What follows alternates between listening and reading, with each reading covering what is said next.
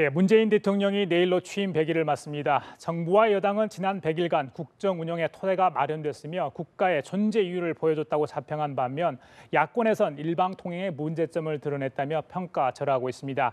이 시간 허성우 국가디자인연구소 이사장, 최진봉 성공회대 교수 두 분 모시고 자세한 얘기 나눠보겠습니다.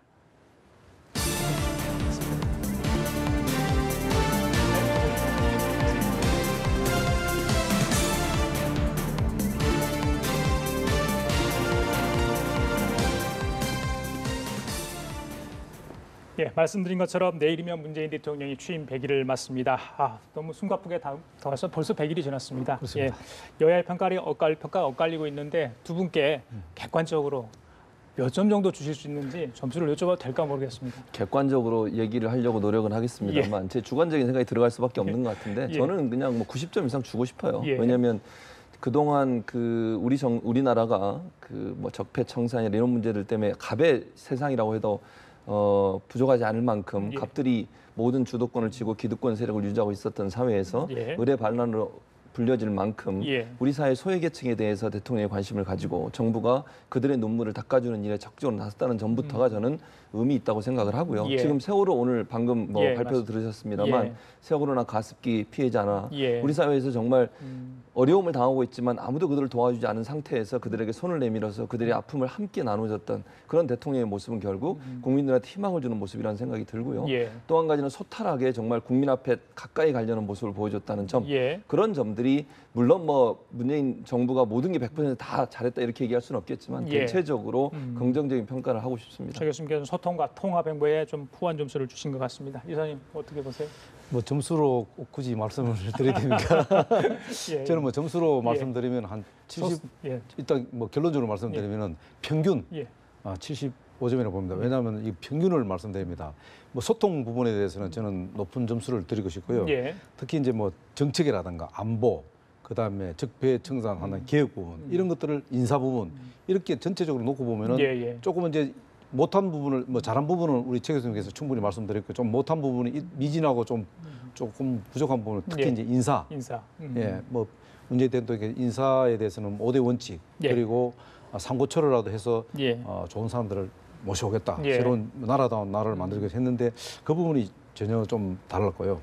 특히 이제 안보 문제에 있어서 이 사드 관련해서 이런 부분들을 조금 이제 사회적인 갈등을 좀 더 유발시키는 또 원전 문제를 원전을 오륙곡이 중단했던 부분이라든가 그리고 정세 부분 뭐 이런 것들이 결국은 조금 일반 국민들한테 많은 물론 지지받는 사람도 있겠지만 거기에 대해서 굉장히 또 반대하는 분들도 있기 때문에 평균적으로 보면은 그래서 평균적으로 보면은 아무리 이제 국민과의 소통하는 부분도 좋지만은 한 75점 정도 저는 드릴 수가 있습니다. 자, 여야의 평가는 좀 엇갈리고 있는 것 같은데 그렇다면 거꾸로 이야기하면 과연 여당과 야당은 새 정부가 제대로 가고 국민들 원하는 뜻으로 갈 수 있도록 제대로 좀 역할을 했는가? 그 부분도 여쭤보고 싶습니다. 뭐 저는 아니라고 생각해요. 그러니까 여야가 사실 정쟁으로 계속 치닫고 있지 않습니까? 그러니까 정치적으로 물론 자기들의 입장이 있고 이데올로기적 성향이 있기 때문에 그걸 전혀 부인할 수는 없겠습니다만 그럼에도 불구하고 정부가 어쨌든 정치권도 정부가 성공하는 정부가 되도록 도와주는 역할을 해야 한다고 생각을 합니다. 제가 말하는 도와주는 역할이라고 하는 것은 무작정 찬성하는 의미가 아니고요. 그냥 흠 잡으려고 일부러 시비 걸기 위해 시비를 거는 건 아니라고 저는 생각을 하거든요. 정치적 어떤 이해관계 때문에 문제를 제기할 게 아니라 대통령이 잘하는 부분에 있어서는 긍정적으로 평가하고 또 지지해주고 또 문제가 있다고 생각하면 거기에 대해서 논리적으로 차근차근 문제를 제기해서 그 문제를 정부가 받아들여서 정부가 또 좋은 방향으로 갈 수 있도록 하는 그런 좀 생산적인 토론과 생산적인 비판이 있었으면 좋겠다는 생각이 드는데 정치권이 그런 부분에 있어서 서로 정치적인 이해관 저는 뭐 여야가 다 마찬가지라고 생각하지만 정치적 이해관계 때문에 서로 싸우는 모습만 국민들한테 보여줘서 좀 실망스러운 부분이 있다는 생각이 듭니다. 알겠습니다. 이사님. 지금 대통령께서 이제 취임한 지 100일밖에 안 되기 때문에 그 사이에 이제 제대로 된 이제 정기국회가 이제 9월 시작되지 않습니까? 근데 이제 그 사이에 이제 100일 동안에 많은 정책을 좀 쏟아냈잖아요. 그래서 그 중에 가장 대표적인 게 정책 그 100대 정책 과제 예산이 178조 들어간다고 이미 뭐 밝혔지 않습니까? 그렇다고 거기 플러스 또 앞으로 이 100대 과제를 수행하려면은 결국은 야당의 협조를 받을 수밖에 없는 거예요. 문재인 대통령이 취임하자마자 5일 만인가요? 그때 그 여야 원내 5당 원내대표들 초청해서 점심을 했지 않습니까? 그때 끝나고 나서 여야 당정청 협의체를 만들겠다 했는데 아직까지도 구성이 안 됐어요. 물론 뭐 그것은 자유한국당의 어떤 입장이 있어서 좀 안 됐지만은 그런 부분들도 앞으로는 좀 더 대통령께서 이 야당도 국정의 한 축으로 인정해서 좀 이 국정 운영하는데 좀 원활하게 가고 또 결국은 여야가 협치가 안 되고 여야가 계속 충돌하고 싸우게 되면은 그 책임은 결국 또 대통령한테로 전가될 수밖에 없는 거예요. 있기 때문에 앞으로 이 70% 이상의 어떤 고공행위 사실 역대 대통령이 초기에 75%, 70% 이상 받은 경우가 드물어요. 그래서 70% 이상의 여론조사 결과 그 부분은 어떻게 좀 해석을 해야 됩니까? 이제 지지층이 굳건하다 뭐 이렇게 일단 보면 됩니까? 근데 그거는 좀 기술적인 부분이 좀 있는 것 같아요. 왜냐하면 이제 그 과거에 이제 촛불 이제 시위 집회할 적에 그때 이제 여론조사했던 그 샘플링을 갖고 만약 하게 되면 그때는 굉장히 응답률이 높잖아요. 그리고 반대로 그 소위 말하면 박근혜 전 대통령을 지지했다든가 또 보수 쪽에 있던 사람들은 응답 자체를 안 했다는 얘기가 상당히 많아요. 전문가들 이야기 들어보면은.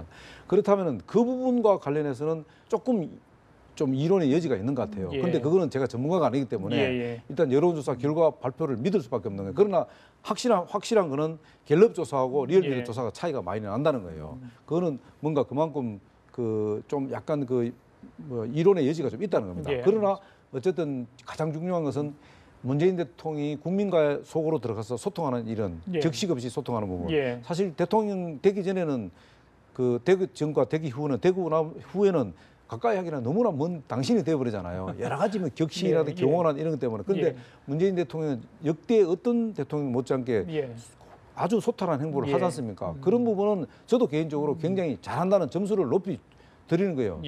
그런데 그런 것이 오히려 이런 정책보다는 훨씬 더 앞서가고 더 세워져 있기 때문에 이 정책이 조금 잘못되고 뭐 하더라도 그것으로 문재인 대통령을 나라다운 나라로 만들 가능성이 있구나라는 그런 인식을 좋은 인식을 갖게 되죠. 그러다 보니까 정책 부분들은 저 부분은 어차피 뭐 여야하고 협의해서 만들어야 되니까 하겠지 좀 뒤로 후순위 빠지는 거예요. 그러다 보니까 그것이 더 세워다 보니까 전체적으로 75% 이상 고공행진을 할 수밖에 없는 상황이 아니냐 그런 겁니다. 유례 없는 조기 대선을 통해서 당선된 문재인 대통령 그에 대한 기대감이 어느 정도 깔려 있다 이렇게 봐도 되겠습니까? 그럼요. 탄핵 정국 이후에 대통령에 대한 실망이 얼마나 컸습니까? 우리 국민들이. 그런데 전혀 다른 모습을 보여주고 있지 않습니까? 그 부분이 저는 엄청나게 인기 고공행진을 가는 요인이라고 생각을 해요. 그러니까 문재인 대통령 일정 부분 박근혜 전 대통령에 대한 반사 이익도 가져온 게 맞습니다. 그런데 거기로만 끝나는 게 아니라는 거예요. 만약 그렇다고 하면 일시적인 현상으로 끝나야 될 텐데 고공행진이 지금도 계속되고 있지 않습니까?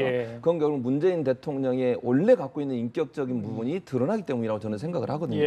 가장 대표적인 게 예를 들면 이런 거예요. 보훈 행사하기 위해서 보훈 가족들 불렀지 않습니까? 청와대로. 원래 일반적으로 보면요, 외부에 있는 사람들 청와대로 초청하면 그분들이 다 들어와 있는 상태에서 대통령이 입장하고 박수치고 이러면서 행사가 시작되는 게 일반적이었습니다.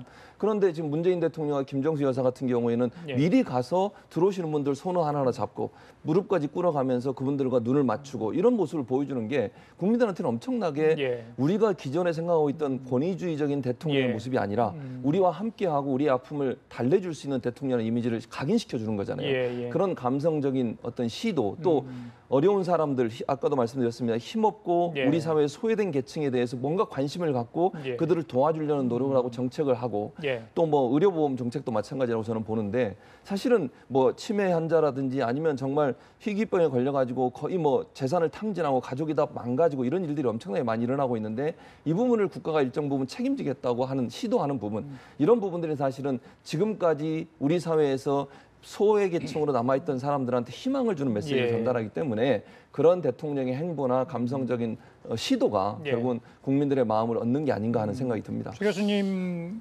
지금 생각 중에 여러 가지 일들이 많이 있지 않습니까? 소통하고 파격적인 행보 중에 기억에 남는 거 하나만 꼽으라면 어떤 거? 저는 가장 기억에 남는 게 뭐냐면 5.18 행사에 가서 희생자 가족 이렇게 안아줬잖아요. 그 부분이 전혀 상상을 못했던 일이지 않습니까? 본인이 직접 나가서 원래 계획도 없었는데 그 딸을 안아주면서 그 슬픔을 함께했던 부분들을 보면서 정말 소통하려는 모습을 갖고 있구나. 정말 그 마음에 그런 마음이 없다면 원래 계획도 안 된 일을 하지도 않을 텐데 대통령의 그런 모습이 결국은 국민들한테는 큰 감동으로 다가왔다는 생각이 듭니다. 경호팀이 좀 진땀을 흘리고 있다고 이런 소식도 들리는데 이사님은 어떤 게 가장 기억에 남습니까? 저는 뭐 청와대 이제 기능직 공무원들하고 이제 3,000짜리 그 구내식당에서 밥 먹는 그런 건 되게 좋았고요. 그리고 이제 그 인사권자 입장에서 볼 때는 임명장을 수여하는데 굉장히 거의 90도로 가까울 정도로 머리를 숙여서 뭐 일단 어떻게 보면 대통령 인사권자임에도 불구하고 피인사권자 입장에서는 90도로 절을 받는 건 굉장히 존중한다는 뜻의 표시거든요. 과거 어떤 대통령도 볼 수 없는 장면들이죠. 근데 이제 최 교수님께서 말씀하신 부분은 100% 다 맞는데 거기서 조금 제가 좀 이제 다른 말씀을 좀 드리고 싶은 것은 이 국민들의 속으로 들어가서 감성적으로 이렇게 접근하는 부분은 어떻게 보면은 대통령의 어떤 진정성 부분에서는 굉장히 그건 오케이예요.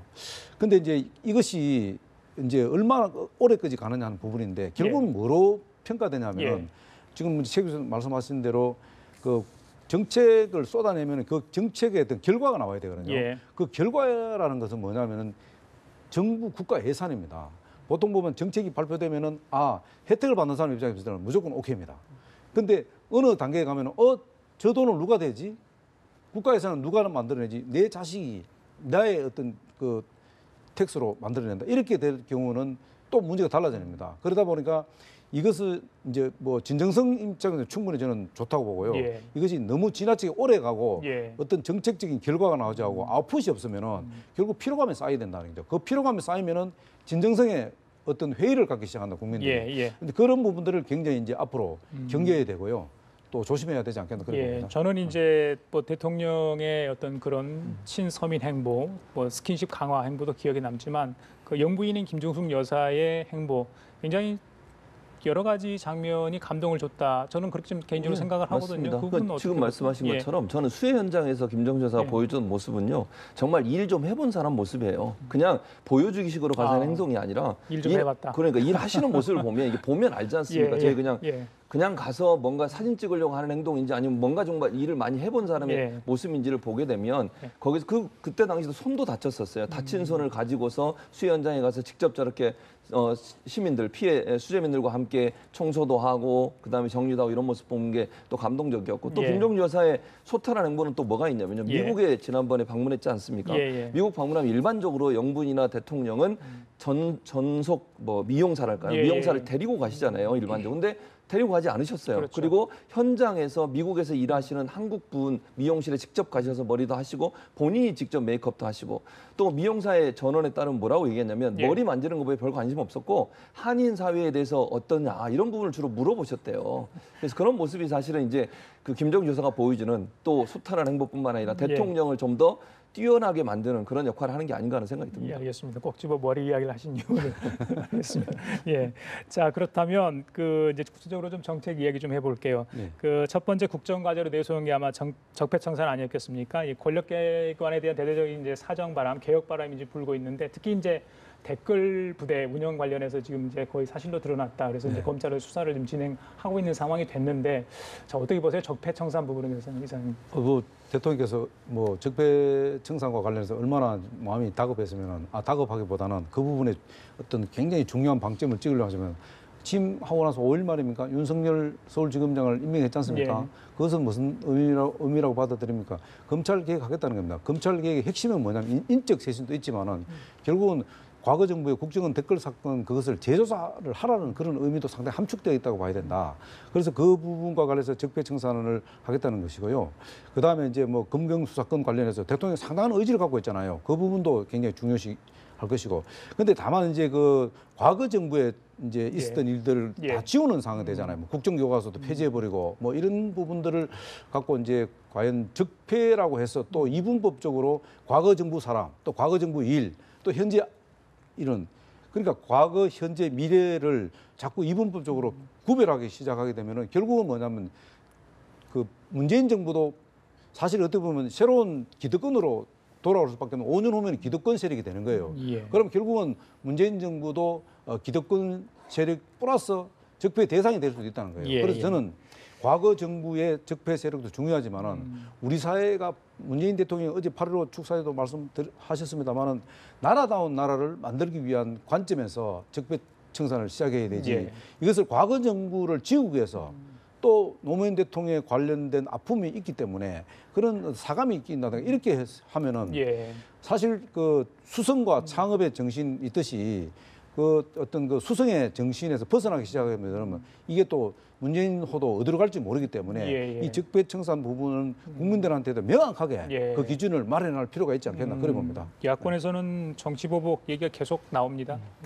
뭐 저는 정치보복이라 생각하지 않고요. 왜냐하면 이게 불법적인 것에 대해서 적폐를 청산하는 겁니다. 만약에 지금 허희산 이사장이 말씀하셨던 것처럼 불법이 아닌데 그걸 가지고 문제를 삼으면 그거는 정치 보복이죠. 그렇게 하면 안 된다고 저는 생각을 해요. 어떤 형태로든. 그러나 국정원 댓글 사건 같은 경우에는요. 지금 드러난 것만 해도 30개 민간인 팀장들을 고용했고 3,500명이 동원돼서 댓글을 올리고 있다는 게 국정원 자체 조사에서 나온 겁니다. 또 한 가지는 지금 국정원에서 계속 국정원 전 국정원장인 원세훈 국정원장의 녹취록을 다 공개를 했는데 공개된 내용을 들어보세요. 그러면 선거에 개입하고 노골적으로 개입하는 내용들이 거기에 다 들어 있습니다. 그런 내용들이라고 하면 이건 분명히 조사를 해야죠. 그러니까 뭐 윤석열 지검장이 그전에 특별수사팀장을 했으니까 그 지검장 아래에서 하니까 더 열심히 할 거다. 뭐 그건 동의합니다, 저는. 그러나 이게 불법적인 국정원법의 위반이고 대선 조작을 위해서 국정원이 정치 개입을 했다고 하면 이거는 명백한 법률 위반 아니겠습니까?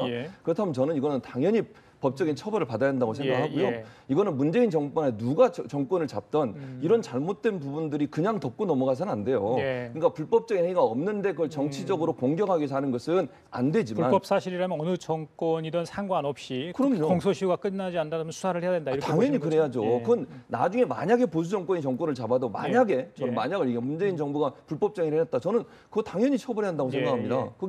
그게 바로 국가를 올바로 잡는 일 아니겠습니까? 정치적으로 협상해서 타협해서 넘어가 버리면 불법적인 행위를 그냥 용인하는 게 되는 거잖아요. 그래서 바로 잡는 일은 그게 정권이 어느 정권이든 관계없이 불법적인 행위란 모든 행위에 대해서는 당연히 조사와 처벌을 해야 한다고 생각합니다. 문제는 뭐냐면은 이제 이게 이제 국정원 댓글 사건이 지금 이제 원세훈 전 국정원장 선에서 마무리할 건지 아니면은 그 윗선까지 갈 건지 하는 거 굉장히 중요한 부분이거든요. 결국은 이제 윗선까지 수사를 확대할 수밖에 없는 상황이 왔을 경우에 결국 그것은 정치적 사안으로 갈 수밖에 없다. 그러면 야당 입장에서 그걸 정점화 시킬 수밖에 없다는 거죠. 그렇게 되면은 모든 국정원 댓글 사건이 주가 되어버립니다. 그렇게 됐을 때 이 국정 운영이 과연 어느 정도 어떻게 좀 탄력을 받을 수 있을 건지 그 부분을 지적하는 거죠. 물론 과거에 잘못된 것은 잘못됐던 것은 바로 잡아야 되는 사실이죠. 그런데 이것이 이제 정치 정점화를 시키려고 하는 것 자체는 시키려고 한다면은 역풍 맞을 수 있다는 거죠. 그래서 이 부분은 그냥 그 수사는 수사로서 이것을 정치화 시켜서는 안 된다고 보는 거죠. 자 이사님 그 과거 얘기를 했으니까요. 어제 경축사에서 이제 문재인 대통령의 그 건국절 개념 있잖아요. 1919년을 건국일로 볼 것인가 그런 개념들. 예전에 광복절에서도 이런 논란이 좀 있었던 것 같은데 야당 쪽에서도 좀 반발이 있는 것 같습니다. 그런 이념 논쟁으로까지 좀 확대되는 양상인데 그 부분은 어떻게 보세요? 정리를 좀 해야 될 것 같습니다만은. 어차피 이제 문재인 대통령께서 어제 이제 그 1919년을 기점으로 해서 일단 그 이제 그 부분은 정리를 한다고 했으니까 더 이상 논란이 없다고 하지만 그런 야당 입장도 그렇지 않거든요. 주권의 개념을 갖고 있는 거예요. 주권을 어디에 기점을 둘 것이 하는 부분인데 그것은 유석춘 그 자유한국당 혁신위원장이 이야기했습니다만은 그 주권의 지금은 이제 어쨌든 문재인 대통령이 19대 대통령이잖아요. 그렇다면은 1948년 광복절을 기점으로 해서 기준을 잡아야 되지 않느냐 하는 게 이제 자유한국당의 기본 입장인 것 같아요. 그리고 이 부분은 어떻게 보면 학문적으로 학자들이 좀 논쟁의 여지도 상당히 많은 부분이에요. 그런데 문재인 정부에서 이것을 논란의 종지부를 찍겠다고 하니까 이 부분은 너무 일방적이지 않나. 왜냐하면 기존에 해왔던 것들은 그럼 어떻게 할 것이냐 하는 부분인데요. 이 부분은 앞으로 제가 볼 때는 그냥 학자뿐만 아니고 정치권에도 상당히 논란의 여지가 있기 때문에 이 부분은 문재인 대통령이 어떤 의미에서 1919년을 건국으로 하겠다는 그런 어떤 나름대로의 그 논리적인 입장을 갖고 있는데 제가 볼 때는 상당히 논란의 여지가 있다고 봅니다. 좀 더 설명이 필요했으면 어떨까 그런 그렇습니다. 말씀이신 것 같아요. 뭐 이제 문재인 정부에서 아마 이제 문재인 대통령이 그렇게 주장하신 것은 기본적으로 이런 것 같아요. 임시정부에서 갖고 있었던 우리 정부의 설립의 정신을 헌법 우리 헌법의 전문에 그렇게 돼 있어요. 임시정부의 정신을 계승하고 이렇게 돼 있거든요. 그래서 헌법에도 임시정부가 우리 정부의 시작이라고 표현한 부분이 있다라는 점. 두 번째는 재헌헌법 전문에도 김인현 1919년을 대한민국의 건립의 해로, 그 1948년을 재건의 해로 한다라고 명시가 돼 있습니다. 그러니까 48년을 재건했다, 다시 국가를 세웠다 이렇게 얘기를 하는 거고. 또 한 가지는 그 미국 같은 경우 국제법 전문가들 그런 얘기를 해요. 미국 같은 경우도 영국의 지배하에 있을 때 1976년도에 독립을 선언합니다. 그 독립 선언 이후에 무장 투쟁을 통해서 독립이 실제 이루어지는 거는 7년 후예요. 그리고 6년 후에 국제법상으로 국가로 인정을 받습니다. 대통령도 그때 처음 초대 대통령을 뽑고요. 그런데 지금 현재 독립기념일로 삼는 일, 재건일, 그러니까 국가 건국일로 삼는 날은 1976년, 그러니까 독립선언을 처음 했던 날로 하고 있기 때문에, 그러니까 이제 뭐 자유한국당이 주장하는 것처럼 국가의 3요소가 다 마련되지 않은 상태에서 국가로 인정하는 게 문제가 있다고 주장하지만 국제법상에 보면 많은 다른 사례들도 있다는 것을 얘기하시는 것 같고, 이제 문재인 정부는 그런 것 같아요. 임시정부에서 정말 나라를 빼앗겨서 통치를 받고 있는 상황이지만 우리가 정부를 만들고 그 정신이 이어져서 우리 정부가 만들어졌으니 정부의 시작을 사실은 그때로 1919년으로 봐야 되는 게 아닌가 하는 것이 문재인 정부의 생각이고 그걸 아마 명확하게 하기 위해서 광복절에 그런 말씀을 하셨는 게 아닌가 하는 생각이 듭니다. 그리고 이제 문재인 대통령이 아마 과거사 정리를 위해 갖고 사실 뭐 어제 8.15 청사되면 이 해방 이후에 친일 세력들을 제대로 정리를 못해서 그게 지금까지도 그 연장선상에 이어지고 온다. 그리고 또 이승만 대통령의 존재 자체를 과연 이제 인정할 것에만한 부분들 이런 것들이 이제 과거에 보면은 좀 이념적으로 이야기를 하면은 진보 쪽에서는 상당히 이 부분이 논란의 여지가 많았어요. 진보 보수 쪽의 입장에서. 그래서 그런 측면에서 볼 때는 이런 그 지금 그 교과서 문제도 이런 문제가 되겠지 않습니까? 이런 부분들을 앞으로 이 친일 세력들을 뭐랄까 좀 다시 단죄하기 위한 그런 하나 어떤 기준이라든가 이런 것들을 삼으려고 하지 않았나 하는 그런 좀 약간 염려되는 부분들이 좀 있습니다. 알겠습니다. 당분간은 좀 논쟁이 될 것 같습니다. 마지막으로요. 뭐 전혀 정치권 얘기가 아니라 할 수도 없습니다. 오늘 당정청 회의에서도 이런 이야기가 나왔죠. 살충제 계란 이야기를 좀 하고 마지막 정리하겠습니다. 자, 식약처장이 지난번에 나와서 이런 게 뭐 안전하다 뭐 이렇게 이야기를 하다 보니까 논란이 좀 되고 있어요. 오늘 뭐 대통령이 총리한테 직접 지시까지 했다고 하죠. 이거 어떻게 보세요? 사실은 취임 100일 맞아서 이런 일이 터져서 좀 국민들 불안하기도 할 것 같습니다. 불안하죠. 사실 이제 그 식약처장이 발언은 본인이 사과를 했습니다. 오늘 분명히 이렇게 잘못했다고. 왜냐하면 다른 데서 조사한 내용을 받아서 얘기하다 보니까 본인이 정확하게 확인 안 하고 얘기한 부분에서 사과를 했기 때문에 그분은 본인이 실수한 거 분명히 인정했고요. 근데 이제 이 문제가 사실은 지금 처음 나온 문제가 아니에요.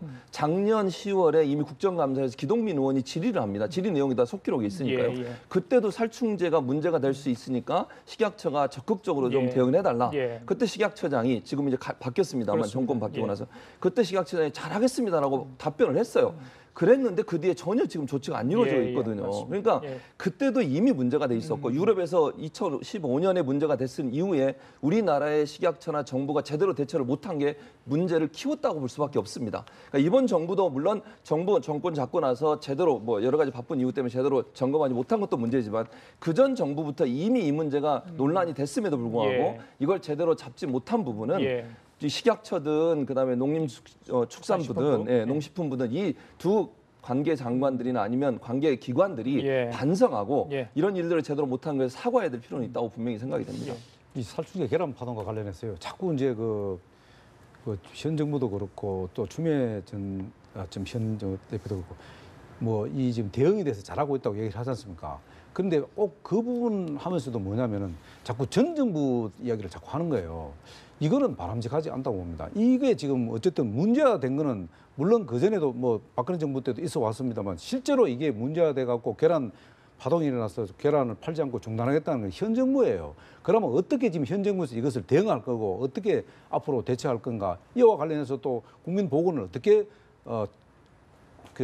관리할 것인가 이런 부분을 이야기하지. 자꾸 전 정부 때부터 전 정부가 모든 것을 하면 전 정부 때서 연장선상에 안 있는 게 어디 있습니까? 정책이라는 게 어떻게 정책의 단절성이 있을 수 있습니까? 계속 이어져 왔죠. 중요한 것은 현재 식약처장이 어떤 인식을 갖고 어떻게 초동 단계에서 대응을 할 것이냐 이 부분이 중요한 거죠. 그걸로 지금 국민들이 묻는데 전 정부부터 해왔다, 전 정부부터 하면은 이것은 말해야지. 그러면 정말로 나라다운 나라가 만들어지겠습니까? 자꾸 예. 과거 정부 이야기한다면요. 알겠습니다. 그래서 그 부분은 좀 바람직하지 않다. 벌써 뭐 7농가까지 이렇게 살충제 검출, 물론 기준치에 차이가 있습니다만은 더 이상 뭐 나오지 않았으면 좋겠는데 또 정부도 빨리 좀 빠른 대책을 좀 마련했으면 좋겠고요. 자, 오늘 여기까지 이야기 나누시죠. 예, 지금까지 허성우 국가디자인연구소 이사장, 최진봉 성공회대 교수 두 분과 함께 얘기 나눠봤습니다. 말씀 감사합니다. 네. 예.